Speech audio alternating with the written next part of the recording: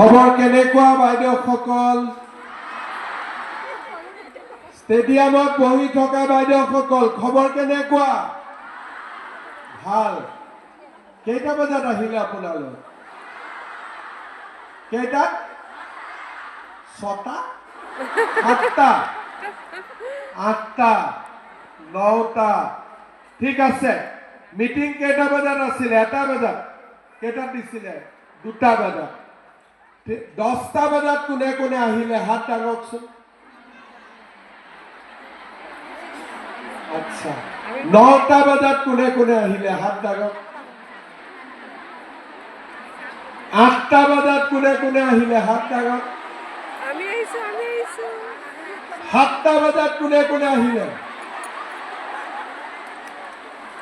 6টা বজাত কোনে কোনে আহিলে? 5টা বজাত আহাতো কোনো নাই। বাইদেউ অকল 5টাত আহিছে। সঁচাই কৈছে? বাপৰে। 11টা বজাত অহা কোনোবা আছে? নাই। তাৰমানে মিটিং আছিলে 2টা বজাত। বাইদেউসকলে 5টা, 6টা, 7টা, 8টা হাউসফুল হয়নে?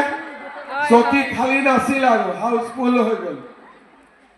যদি ৰাতিপুৱা 7টা বজাত আহিছে, 8টা বজাত আহিছে, কালি ৰাতি টোপনি হৈছিলে নে নাই আপোনালোকৰ?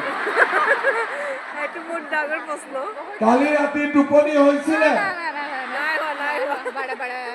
আপোনালোকৰ কালি ৰাতি এইটোকে চিন্তা কৰি আছে যে কেনেকে ৰাতি পুৱাব, সোনকালে গৈ চকী ল'ব পাৰো, হয় নে নহয়? আপোনালোকৰ ইমান উৎসাহ, ঘৰৰ মানুহজনকো কিজানি ৰাতিপুৱা চাহটা বনাই দিয়া নাই আৰু।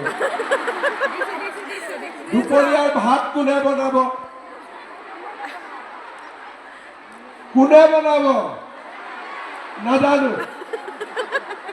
এটা মই ৰিকুৱেষ্ট কৰো, আপোনালোকে ৰাতিপুৱাৰ চাহু মানুহজনক নোখোৱালে, দুপৰীয়াৰ ভাতো নোখোৱালে, এতিয়া বেয়াটো বুকহে পাব। গতিকে ৰাতি গৈ পেলাই আজিৰ ভাতটো ভাল কৰি বনাই খুৱাব, গৰম গৰম। হ'ব? ৰাতিৰ ভাতটো ধুনীয়াকৈ বনাই খুৱাব। হ'ব নে নহ'ব? ঠিক আছে। অন্তত মোক ইমান বেয়া নাপাব আৰু।